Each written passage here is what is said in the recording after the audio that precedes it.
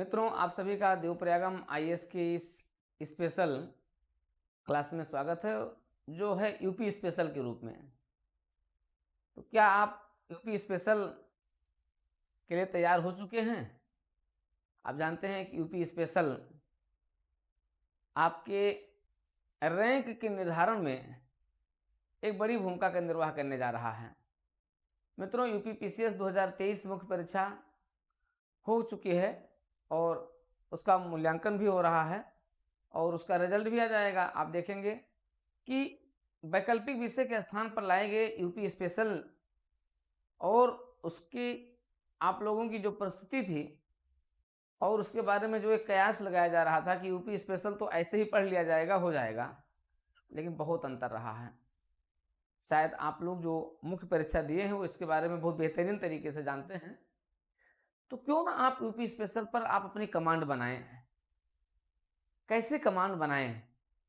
सही तरीका तो यह है कि यूपी स्पेशल पढ़ने के लिए आपको प्री और मेंस दोनों को आप अच्छे से लेकर के चलें। लेकिन अगर ऐसा नहीं कर रहे हैं तो कम से कम यूपी स्पेशल मेंस के लिए तो आपकी एक ऐसी रणनीति बननी चाहिए। आपको ये समझना चाहिए कि ये 400 अंक का है।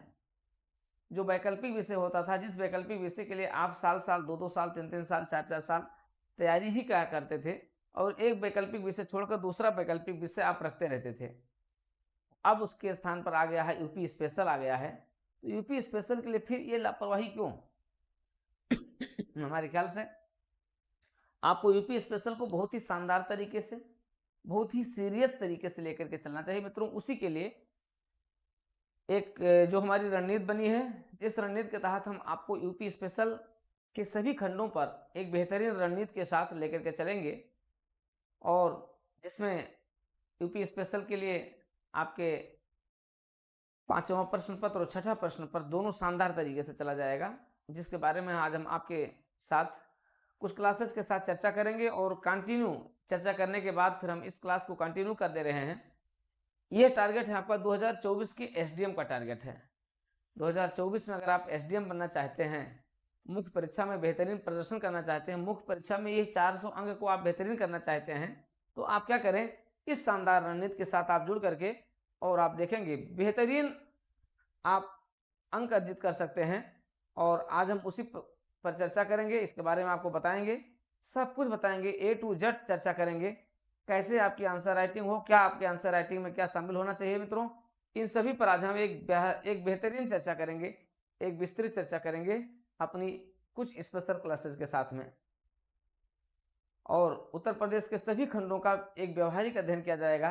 इसमें हम ऐतिहासिक, भौगोलिक, राजनीतिक, आर्थिक, प्रशासनिक सारे दृष्टिकोणों से इस पर चर्चा करेंगे और एक बेहतरीन उत्तर लेखन जो आपका हो सकता है फ्रेमिंग के साथ में, बेहतरीन कंटेंट के साथ में, क्योंकि आप देख रहे हैं कि जो भी कंटेंट हैं आप लोगों की कैसे बिखरे हुए हैं, कैसे आप उसको समायोजित करने में आपके साथ समस्याएं आ रही हैं, उन सभी का एक शानदार प्रस्तुतिकरण आप देखोगे इसके माध्यम से। तो इस शानदार उत्तर लेखन के साथ आप हमारे इस स्पेशल प्रोग्राम के साथ जुड़िए और इसमें मुख्य परीक्षा के लिए स्थिति आपकी जो है, जो रणनीति है, उस रणनीति को हम लोग एक बेहतरीन तरीके से लेकर के चलने का प्रयास करेंगे। तो आते हैं उसी पर हम चर्चा करते हैं और बताते हैं कैसे कैसे हम लोग इसको लेकर के चलेंगे, इसका पूरा कंटेंट कैसे होगा, किस प्रकार से होगा। आते हैं मित्रों, बताते हैं इसके बारे में।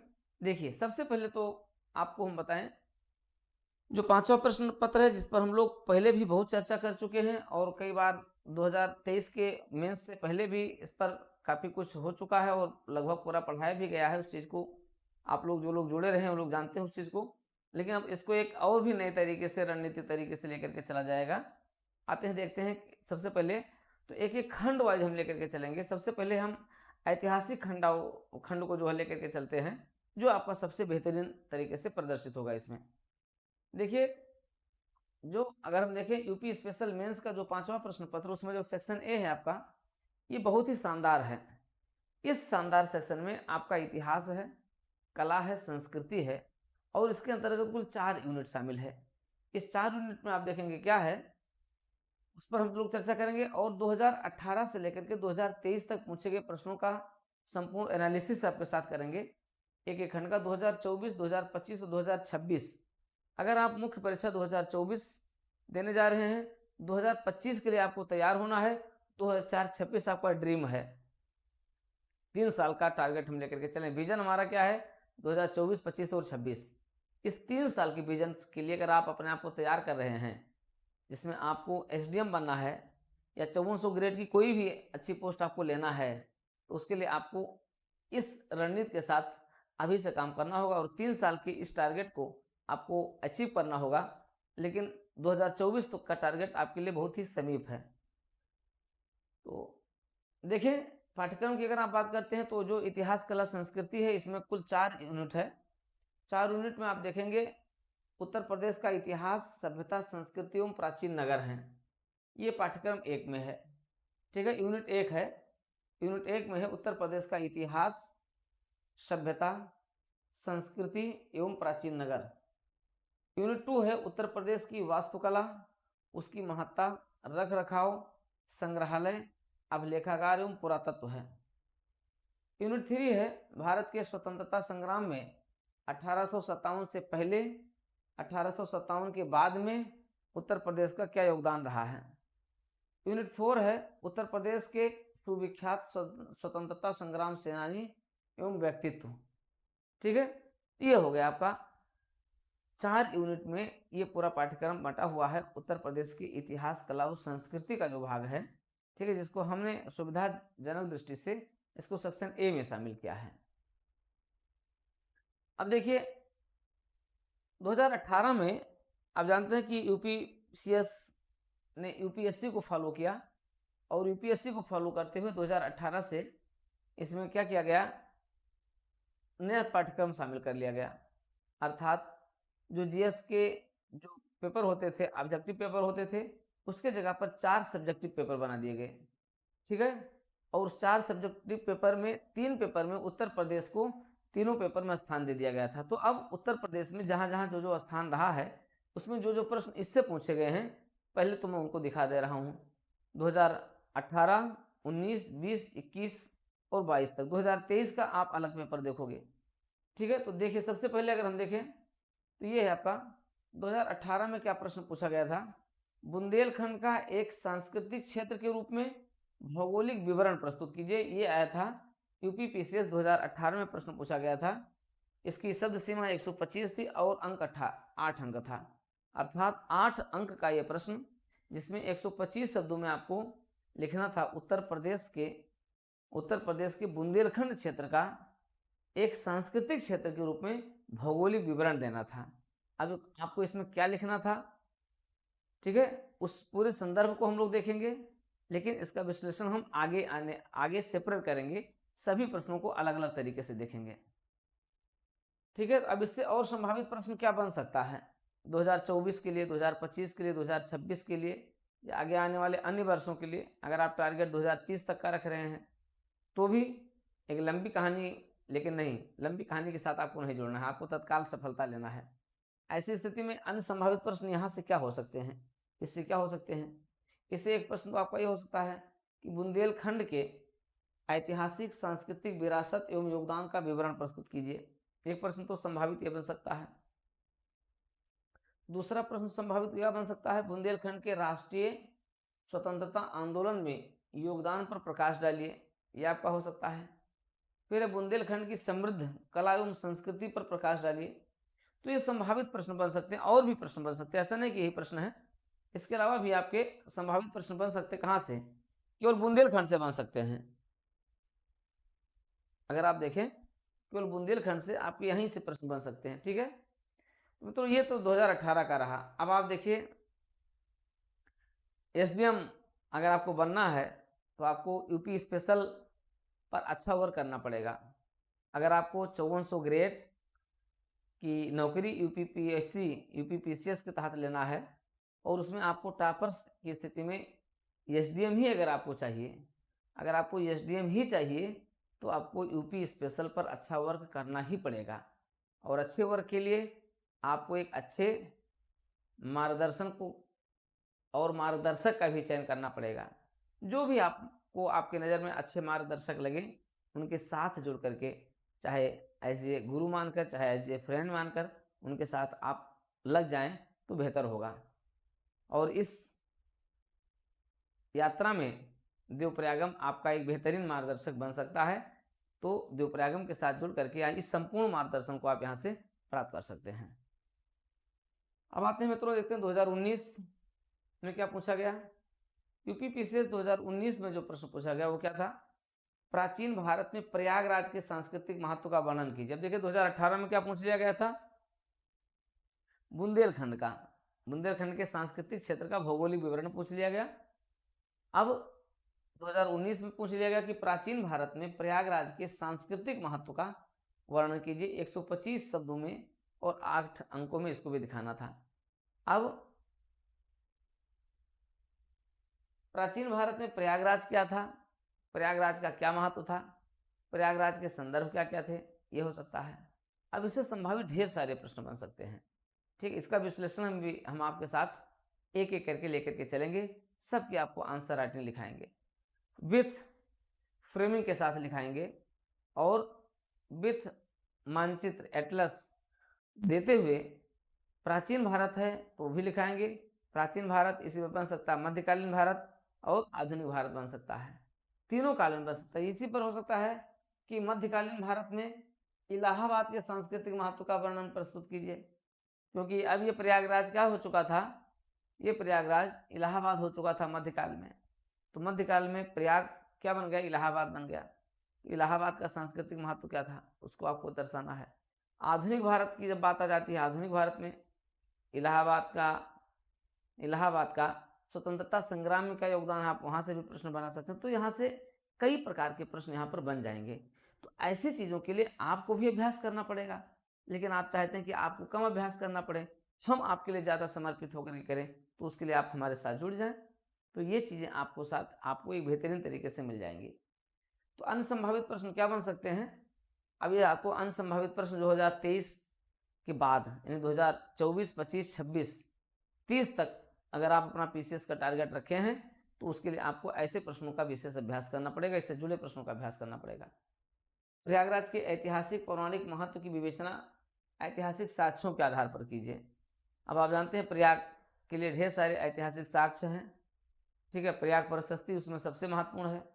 तो प्रयाग प्रशस्ति और भी जितने आपके पौराणिक महत्व और जो भी हमें अभिलेख हैं, हमारे पास शिलालेख हैं, अभिलेख हैं, इन सभी के आधार पर हम प्रयागराज के, इलाहाबाद के उस महत्व को हम दर्शाने का प्रयास करेंगे।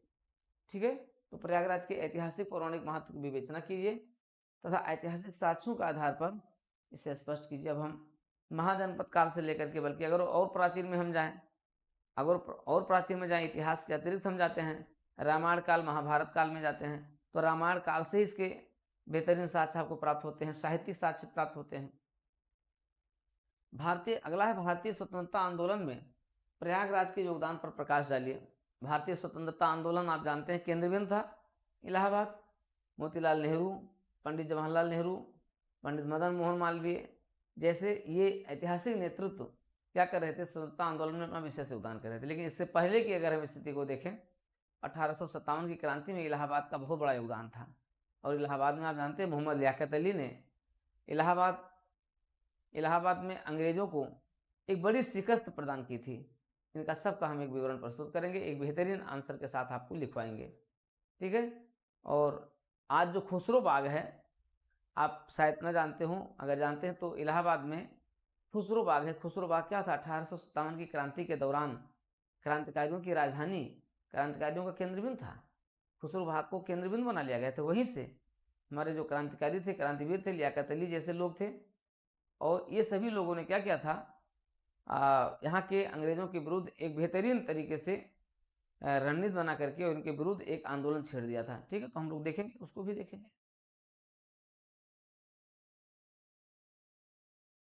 प्रयाग से प्रयागराज तक इसके विकास पर प्रकाश डालिए। प्राचीन भारत में, प्राचीन काल में ये प्रयाग के रूप में जाना जाता था, और इसके पौराणिक महत्व के आधार पर अगर आप देखें तो उसका महत्व क्या है। फिर प्रयाग से क्या बन गया, इलाहाबाद बन गया।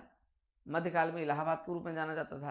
फिर मध्यकाल से फिर वर्तमान समय में अगर आप देखें, स्वतंत्रता के पश्चात देखें तो ये 2018 तक, 2017 तक ये इलाहाबाद के रूप में जाना जाता था, और 2018 से आप देखते हैं क्या हो जाता है, ये प्रयागराज हो जाता है। तो इलाहाबाद से लेकर के प्रयागराज तक का इसका विकास का जो इतिहास है उस पर हम प्रकाश डालते हैं, तो एक बेहतरीन आपको कंटेंट यहाँ से प्राप्त होते हैं। फिर है अयोध्या एवं काशी के सांस्कृतिक महत्व पर प्रकाश डालिए। अब इसी को संदर्भ लेकर के बनाए, इसी को संदर्भ लेकर के अच्छे प्रश्न यहाँ से बन सकते हैं। अयोध्या और काशी के सांस्कृतिक महत्व की विवेचना कीजिए, यहाँ से भी अच्छे कंटेंट आपको मिल सकते हैं। कुल मिलाकर के ये है कि अगर हम इनके आधार पर अगर हम इतिहास को संदर्भित करने का प्रयास करें, इनको हम इतिहास से जोड़ने का प्रयास करें, ठीक है, साथ ही साथ हम इसको एक बेहतरीन आंसर राइटिंग के साथ निर्धारित शब्द सीमा के भीतर अगर हम एक अच्छे कंटेंट के साथ, अच्छे डायग्राम के साथ, अच्छे मानचित्र के साथ प्रस्तुत करने का प्रयास करें, तो आपके लिए क्या होगा, सोने में सुहागा सिद्ध होगा। तो सोने में सुहागा अगर आपको लेकर लेना है, ठीक है, सोना रहे सुहागा रहे, सोने में सुहागा आपको लेना है, तो आप क्यों विलंब करें, आप हमारी इस मुहिम के साथ जुड़िए और इस मुहिम में आपका यूपी स्पेशल आपका इतना स्ट्रांग होना चाहिए कि ये 400 अंक आपके लिए क्या हो, सबसे निर्णायक हो जाए। मित्रों, अगर इस 400 अंक में से आप 250 के ऊपर अगर आप पहुंच जा रहे हैं, लीडिंग कर रहे हैं, समझ लीजिए कि आप एसडीएम बनने के बिल्कुल करीब हैं। अब एसडीएम बनने से आपको कोई रोक नहीं सकता है। एसडीएम बनना है तो यूपी स्पेशल पर कमांड बनाना होगा। यूपी स्पेशल पर कमांड बनाना है तो आपको हमारी इस मुहिम के साथ जुड़ना होगा, और ये मुहिम आपको यूपी स्पेशल पर क्या करेगी, प्री मेंस और इंटरव्यू, इन तीनों पर आपको क्या करेगी, एक बेहतरीन दृष्टिकोण प्रदान करेगी, एक बेहतरीन मार्गदर्शन प्रदान करेगी। तो मित्रों, आइए हमारे इस यूपी स्पेशल की मुहिम के साथ जुड़िए और आप भी बने यूपी में एसडीएम, डिप्टी कलेक्टर। ठीक है, आइए आगे देखते हैं। अब देखिए यूपी पीसीएस 2019 तो आपने देख लिया। यूपी पीसीएस 2020 की अगर हम बात करते हैं, ठीक है, तो यूपी पीसीएस 2020 में यहाँ से कोई प्रश्न नहीं पूछा गया। यूपी पीसीएस 2020 में यहाँ से कोई प्रश्न नहीं पूछा गया, ठीक है। तो अब आता है आपका यूपी पीसीएस 2021 आता है। यूपी पीसीएस 2021 आप जानते हैं कि कोरोना काल में हुआ था। बड़े ही संक्रमण के दौर में इस परीक्षा का आयोजन किया गया था और कई बार परीक्षा को टालने, परीक्षा को करवाए जाने की स्थितियां बनी हुई थी, लेकिन फिर भी इस परीक्षा को करवा ही लिया गया और अंततः उसका परिणाम भी आता है। तो देखते हैं क्या प्रश्न पूछा गया था यूपी पीसीएस 2021 में। यहाँ से प्रश्न पूछा गया था, शानदार प्रश्न था। भारतीय स्वतंत्रता संघर्ष में उत्तर प्रदेश के क्रांतिकारियों के योगदानों का मूल्यांकन कीजिए। 125 शब्दों में और 8 अंक, ठीक है, 8 अंकों में पूछा गया था। अभी जितने भी प्रश्न पूछे जा रहे हैं आप देख रहे हैं कि ये सब सेक्शन ए के अंतर्गत ही आ रहे हैं, अर्थात ये सब 125 शब्दों के ही आ रहे हैं। 125 शब्द और 8 अंकों में ये शामिल हो रहे हैं नए पाठ्यक्रम के अनुसार, ठीक है। तो भारतीय स्वतंत्रता संघर्ष आप 1885 से लेकर के, और अगर आप 1947 तक चलते हैं और इस ऐतिहासिक राष्ट्रीय संघर्ष को अगर आप 2 चरणों में, 3 चरणों में बांट करके देखते हैं, बिफोर गांधी जी देखते हैं, ठीक है, उसके बाद फिर आफ्टर गांधी जी देखते हैं, इन संदर्भों को देखते हैं, तो अलग अलग संदर्भों में आप देखते हैं इलाहाबाद का बहुत बड़ा योगदान रहा है। आप जानते हैं इलाहाबाद में कांग्रेस के जो सम्मेलन आयोजित किए जाते हैं, 3 सम्मेलन आयोजित किए गए, तो ये बहुत बड़ी बात थी। उस समय राजनीतिक गतिविधियों का केंद्र बिंदु आपका आनंद भवन बना हुआ था, इलाहाबाद बना हुआ था, ठीक है। और इलाहाबाद में मोतीलाल नेहरू, पंडित जवाहरलाल नेहरू, स्वयं मोतीलाल नेहरू एक स्वतंत्र पार्टी के, स्वराज पार्टी के संस्थापक ही थे। और 1920 से आप देखते हैं कि किस प्रकार से जवाहरलाल नेहरू पूरे स्वतंत्रता संग्राम के केंद्र बिंदु बन जाते हैं और असहयोग आंदोलन का जब ये नेतृत्व कर रहे होते हैं, लखनऊ की सड़कों पर जब चल रहे होते हैं, उस समय का एक बेहतरीन नज़ारा था। और पंडित जवाहरलाल नेहरू 1920-21 के इस आंदोलन के बाद क्या बन जाते हैं, इसके बाद फिर ये राष्ट्रीय नेता नेतृत्व में आ जाते हैं। और जब 1925-26, 1927-28 में जब क्या होता है, 1927-28 का जब साइमन कमीशन का बहिष्कार होता है और जब नेहरू जी लखनऊ में अपने भाषण दे रहे होते हैं, भाषण देने के लिए पहुंचते हैं, तो इनको सुनने के लिए सड़कें भर जाती हैं। और उसी समय से नेहरू जी क्या बन गए, एक राष्ट्रीय नेता बन जाते हैं और फिर पीछे मुड़ करके नहीं देखते हैं। कांग्रेस और नेहरू जी एक दूसरे के पर्याय बन जाते हैं और अब देश तय कर लेता है कि नहीं, पंडित जवाहरलाल नेहरू ही हमारे नेता होंगे। गांधी जी के सबसे चहेते बन जाते हैं और अंततः देश के प्रधानमंत्री बनते हैं। ठीक है, तो इस तरीके से आप देखते हैं कि कैसे नेहरू जी का योगदान, इलाहाबाद का योगदान, आनंद भवन का योगदान और उत्तर प्रदेश के राष्ट्रीय नेताओं का योगदान, क्रांतिकारी नेताओं का, क्रांतिकारी आंदोलन का योगदान, तो इसमें दोनों को आपको दिखाना पड़ेगा। इसमें उत्तर प्रदेश के क्रांतिकारियों की जब आप बात करेंगे तो क्रांतिकारियों में आपके, आप जानते हैं उत्तर प्रदेश के क्रांतिकारियों का जो केंद्र बिंदु होता है ये लखनऊ, कानपुर, इलाहाबाद, बनारस, ये मुख्य केंद्र बिंदु होता है। यहाँ आपको मानचित्र बना करके इनको आपको दिखाना है। दोनों तरीके से अगर आप दिखाएंगे, एक तरीका पूछ लिया गया है, क्रांतिकारियों का पूछ लिया गया है, दूसरे तरीके में मान लिया पूछ लिया जाता है, दूसरे राष्ट्रीय नेताओं का पूछ लिया जाता है, तो इस तरीके से प्रश्न के कंटेंट क्या हो जाएंगे, अलग अलग संदर्भों में पूछे जा सकते हैं। तो आपको अलग अलग तरीके से क्या करना होगा, इनको आपको सजाना संवारना होगा। ठीक है, जब क्रांतिकारियों का पूछा गया है तो क्रांतिकारियों, जब राष्ट्रवादियों का पूछा जाएगा तो राष्ट्रवादी, इसी में हो सकता है नरमपंथी और गर्मपंथी को भी मिला करके प्रश्न पूछा जा सकता है। तो उसके आधार पर भी आपका क्या होना चाहिए, एक पूरा कंटेंट बिल्कुल तैयार होना चाहिए। कहीं से कुछ भी पूछा जाए, जो पूछा जाए उसको तुरंत आप क्या करें, बिल्कुल सेटअप कर दें। ठीक है, तो ये बहुत महत्वपूर्ण प्रश्न था। इसमें उत्तर प्रदेश का जो योगदान शुरू होता है उस सभी को हम यहाँ से दिखाने का प्रयास करेंगे, चाहे वो आपके चंद्रशेखर आज़ाद जी हों, राम प्रसाद बिस्मिल हो, अशफाक उल्लाह खां हो, राम प्रसाद बिस्मिल हो। ठीक है, इन सभी का जो योगदान रहा है उत्तर प्रदेश के राष्ट्रीय स्वतंत्रता संग्राम में, वो क्या है, अविस्मरणीय है। इस योगदान को कभी भुलाया नहीं जा सकता है। ठीक है, इन सभी के योगदानों को हमें दिखाना पड़ेगा। चौरी चौरा की इसमें बड़ी विशेष भूमिका, वहाँ पर से भी आप थोड़ा बहुत ले सकते हैं, लेकिन इसमें उद्गार कहाँ से होगा, इसमें उद्गार होगा क्रांतिकारी आंदोलन से ही होगा। एक तरफ असहयोग आंदोलन स्थगित होता है और दूसरी तरफ क्या होता है, चौरी चौरा कांड के बाद से उत्तर प्रदेश भर में ये कांड शुरू हो जाते हैं। चाहे काकोरी घटना हो, चाहे फिर कानपुर में हिंदुस्तान जो है एसोसिएशन, जो आपका क्रांतिकारी संगठन का गठन हो जाता है। ठीक है, वहाँ से लेकर के चंद्रशेखर आज़ाद किस तरीके से शहीद होते हैं, किस प्रकार से गोंडा में, फैजाबाद में, गोरखपुर में और इलाहाबाद के नैनी सेंट्रल जेल में हमारे क्रांतिकारियों को फांसी दी जाती है, किस प्रकार से ये एक मुहिम बना लेते हैं, भारतीय स्वतंत्रता संग्राम को एक नई दिशा और नया स्वरूप प्रदान करते हैं। इन सभी का योगदान आपको इस रूप में मानचित्र के साथ आपको संदर्भित करना होगा। अब संभावित प्रश्न और क्या बन सकते हैं, 1857 के संघर्ष में उत्तर प्रदेश के क्रांतिकारियों के योगदानों का मूल्यांकन कीजिए। 1857 की क्रांति में महिलाओं की भूमिका विवेचना कीजिए, तो ये आपके यहाँ से भी हो सकता है। 1857 की क्रांति से हो सकता है, महिलाओं के भूमिका की विवेचना कीजिए, यहाँ से भी प्रश्न हो सकते हैं। इन सभी प्रश्नों को आपको क्या करना होगा, मानचित्र के साथ आपको बेहतरीन तरीके से दिखाना होगा। ठीक है मित्रों, तो ये तो हो गया यूपीपीसीएस 2000, ठीक है, 20 हो गया, 2021 हो गया। तो 2021 तक के ये प्रश्न इस तरीके से हो गए। अब अगर आप देखें, फिर मैं कह रहा हूँ कि एसडीएम बनना है तो आपको इन सभी टॉपिक पर क्या करना होगा, एक बेहतरीन कमांड आपको स्थापित करनी होगी। इस बेहतरीन कमांड के साथ आप क्या कर सकते हैं, इसको आगे लेकर के चल सकते हैं। तो ये आपके लिए बहुत ही महत्वपूर्ण होगा। तो इस यूपी स्पेशल की मुहिम में, यूपी स्पेशल की इस शानदार क्लास में, यूपी स्पेशल पर अपनी कमांड बनाने के लिए आप हमारे इस मुहिम के साथ शामिल होइए, देवप्रयागम के इस रेगुलर क्लास के साथ शामिल होइए और आइए लेखन शैली में सुधार कीजिए और एक तरीके से बेहतरीन कंटेंट के साथ आप हमारे साथ आगे बढ़िए। आपका इस मुहिम के साथ, जिसकी मुहिम क्या है, एसडीएम बनाने की है, 5400 ग्रेड की एक शानदार सेवा आपको दिलाने की है, उस मुहिम के साथ आप शामिल होइए। आपका इंतजार कर रहा है क्या, भविष्य 2024, 2025, 2026।